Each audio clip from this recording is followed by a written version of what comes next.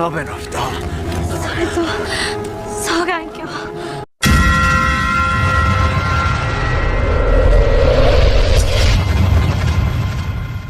Di suatu bukit terdengar teriakan dua orang wanita yang bernama Kusaka dan Yukiko. Mereka berteriak agar menghentikan permainan tersebut dan berdamai, agar semuanya bisa dibicarakan dan dipikirkan lagi. Mendengar hal tersebut, Surya tertarik untuk mendatangi mereka, namun dihalangi oleh Kawada karena Surya tidak memiliki senjata dan bisa saja membahayakan dirinya. Tiba-tiba datang Koriyama yang langsung membunuh Kusaka dan Yukiko.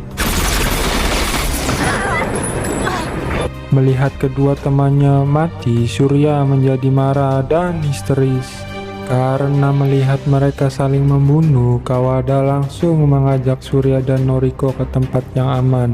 Namun Noriko dan Surya tidak peduli sehingga Kawada pergi sendirian, dan akibat hal itu nomor 3 Kusaka, nomor 2 Yukiko, nomor 7 Motogawa, dan nomor 6 Oguchi telah mati.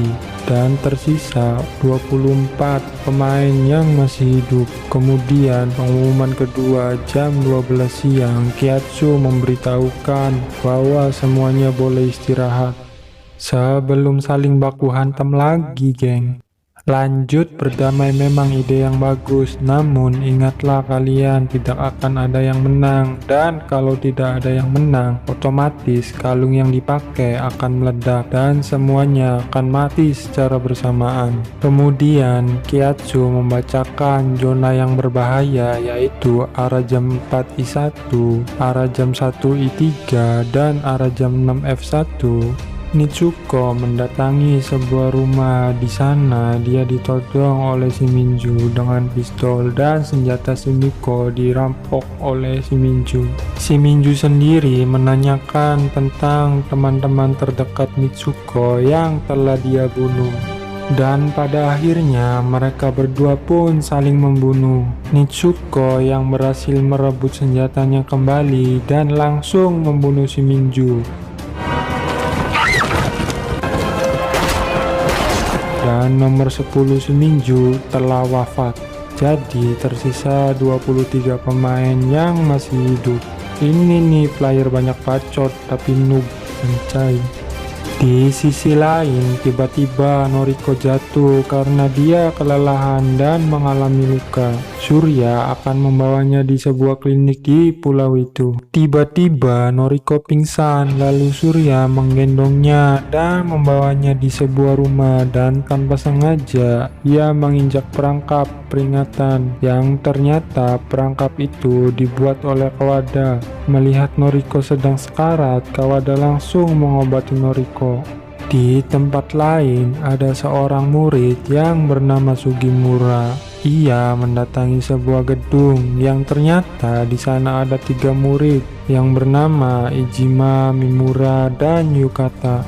Mereka sedang menaikkan genset ke atas gudang. Setelah genset hidup, mereka menghidupkan komputer dan alat-alat yang lainnya. Waktu Mimura melepaskan tisu di lehernya, tanpa sengaja menemukan penyadap di kalungnya tersebut. Mimura kemudian beritahu teman-temannya ternyata penyadap suara, sehingga para TNI mengetahui apa yang dibicarakan semua murid-murid. Di tempat lain, Chigusa lagi istirahat. Tiba-tiba Nida datang dan menemui Chigusa. Namun Chigusa langsung pergi.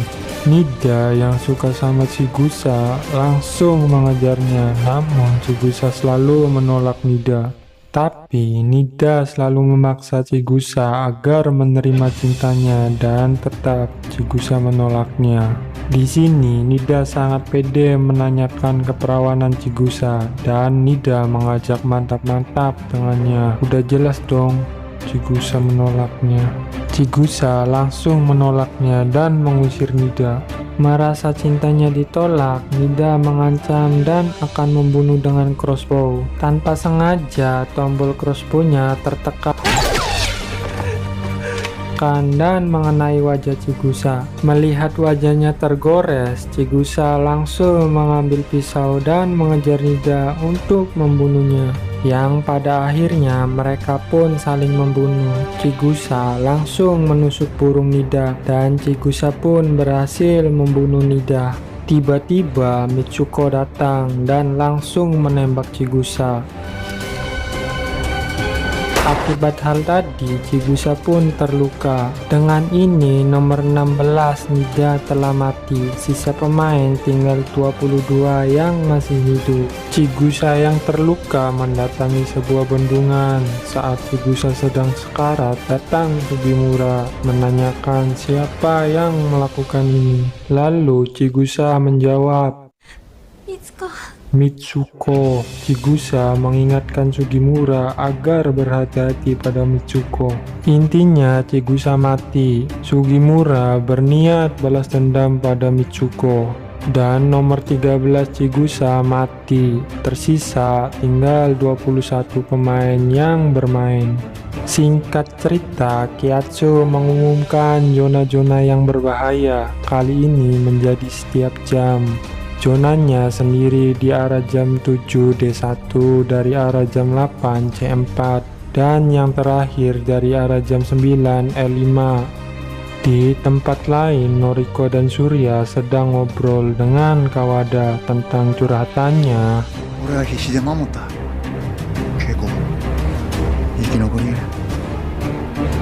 Kawada memberikan senjata ke Surya. Tiba-tiba terdengar suara tembakan. Cor cor cor cor. Ternyata itu adalah Koriyama yang sedang mengejar satu murid yang bernama Oda. Oda sendiri diras oleh Koriyama. Melihat Oda telah mati, Koriyama meninggalkannya. Namun ternyata Oda hanya berpura-pura mati agar Koriyama pergi. Ternyata Oda bisa selamat karena Oda memakai vest level 3. Tapi Koriyama masih memperhatikan Oda. Pada akhirnya Koriyama membunuhnya menggunakan katana, geng. Akibat hal itu, nomor 4 Oda mati dan kini tersisa 20 pemain yang masih hidup. Melihat hal tersebut, Kawada membuat sebuah rencana bahwa bila mereka bertiga terpisah, mereka harus bertemu di sebuah kuil yang bernama Takono.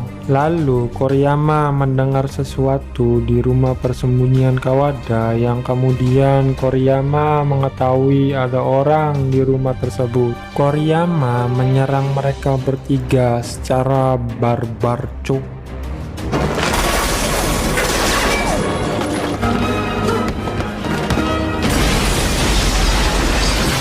Surya mencoba melompat jendela agar mengalihkan perhatian Koriyama. Di sini Koriyama mengejar Surya dan menembakinya.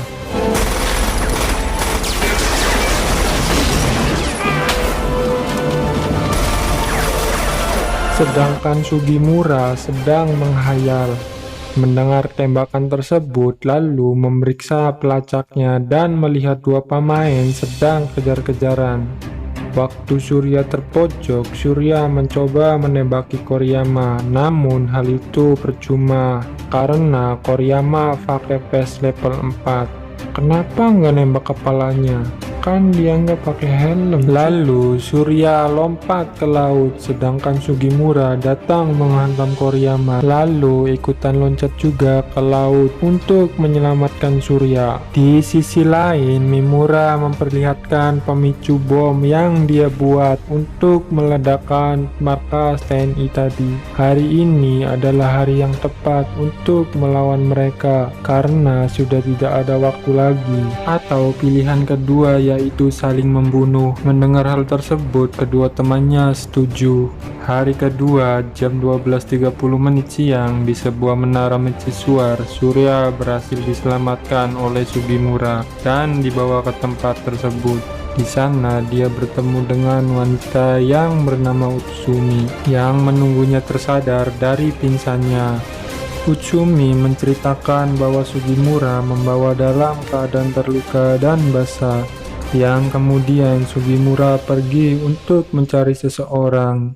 Ya siapa lagi kalau bukan Mitsuko. Di sini Uchami menceritakan beberapa temannya yang mati di malam hari, yaitu nomor 1 Mijuro dan nomor 12 Koiro.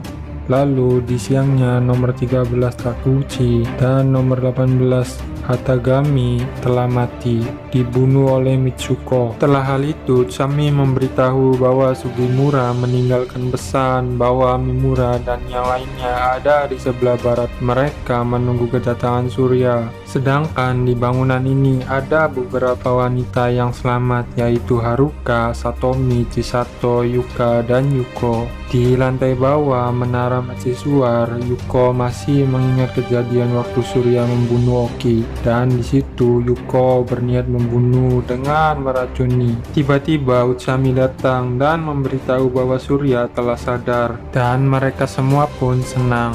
Uchami memberitahu Yuko bahwa soal kejadian Oki dan Surya itu hanyalah kecelakaan saja. Tetap Yuko mencoba ingin membunuh Surya dengan memasukkan racun ke makanannya yang akan diantarkan ke Surya dan bersambung.